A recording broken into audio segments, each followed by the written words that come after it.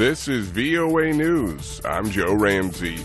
Armenia's Prime Minister Nikol Pashinyan said on Sunday Armenians living in Azerbaijan are welcome home. Reuters correspondent Edward Barin says it's very likely ethnic Armenians will flee the breakaway region of Nagorno-Karabakh. A mass exodus could change the delicate balance of power in the South Caucasus region, a patchwork of ethnicities crisscrossed with oil and gas pipelines, where Russia, the United States, Turkey and Iran are jostling for influence. An advisor to the leader of the Karabakh Armenians told Reuters earlier on Sunday that the population would leave because they feel unsafe under Azerbaijani rule. Russia had acted as a guarantor for a peace deal that ended a 44-day war in Karabakh 3 years ago, and many Armenians blame Moscow for failing to protect the region. Indeed, Pashinyan blamed Russia publicly on Sunday for failing to do enough for Armenia, which he said would review its alliance with Moscow. Reuters correspondent Edward Barin. President Emmanuel Macron on Sunday said France is imminently to withdraw its ambassador from Niger, followed by the French military contingent in the next months, in the wake of a coup in the West African country that ousted the pro-Paris president. Macron's announcement appeared to have ended 2 months of French defiance over the coup, which had seen Paris keep its ambassador in place and Niamey despite him, beside being ordered by coup leaders to go. Tens of thousands of Spaniards protested in Madrid on Sunday against possible plans by acting Prime Minister Pedro Sanchez to grant amnesty to Catalan separatists to keep himself in office after an election he failed to win. Authorities estimated the size of the crowd at 40,000. This is VOA News. Kosovo's prime minister says 4 people were killed, including a police officer, and another was wounded in the attack he claims was supported by neighboring Serbia. AP correspondent Lawrence Brooks reports.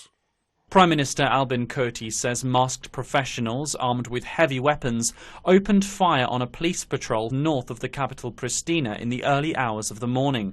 Kosovo police say 2 trucks without license plates blocked a bridge at the entrance to a village. 3 police units were sent to unblock it, but came under fire from different positions with various weapons, including hand grenades and bombs. Police managed to push back the attack and take 2 injured officers to hospital. One of them was dead on arrival, but the condition of the other is not life-threatening. Kosovo police say one of the attackers was killed. The attack comes as tensions increase between the 2 former war foes at a delicate moment in EU-facilitated efforts to normalise ties. I'm Lawrence Brooks. The governor of southern Ukraine's Kherson region says Russian airstrikes have killed 2 people and wounded 8 others. He says Russian forces struck on Sunday as Russia's war in Ukraine entered its 20th month. The communities hit are located in the Ukrainian-controlled part of the Kherson region, where the Dnieper River has marked a battle line since Russian troops' withdrawal across it in November 2022. A space capsule carrying NASA's first asteroid samples has landed in the U.S. state of Utah desert. VOA's Scott Walterman says it took 7 years to get the asteroid there and back. Scientists expect to get at least a cup of rubble from the asteroid Bennu. The pebbles and dust delivered Sunday represent the biggest haul from beyond the moon. Preserved building blocks from the dawn of our solar system 4.5 billion years ago. The samples will help scientists better understand how Earth and life itself formed. OSIRIS-REx, that's the mothership, is already targeting another asteroid. Scott Walterman, VOA News. A group of about 5,000, mostly Venezuelan migrants hoping to make it to the U.S. spent 3 days in a Mexican town waiting for a train that many in the group worried would never come. The train finally came Saturday. It was the group's ticket north to Mexico's border with the United States. Thousands of other migrants were stranded last week after Mexico's biggest railroad said it halted 60 freight trains. The company Ferromex says that so many migrants were hitching rides on the trains that it became unsafe to move the trains. Find more on our website, voanews.com. I'm Joe Ramsey.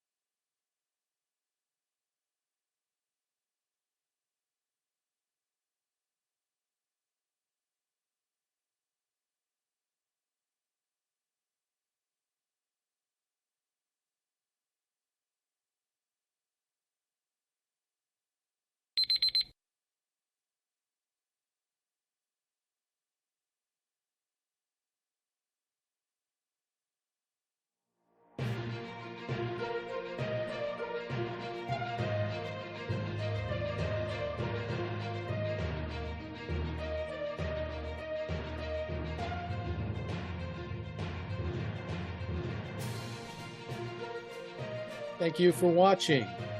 Can you do me a favor? Please leave a comment in the comments section below. That would really help. Thank you, and see you again soon.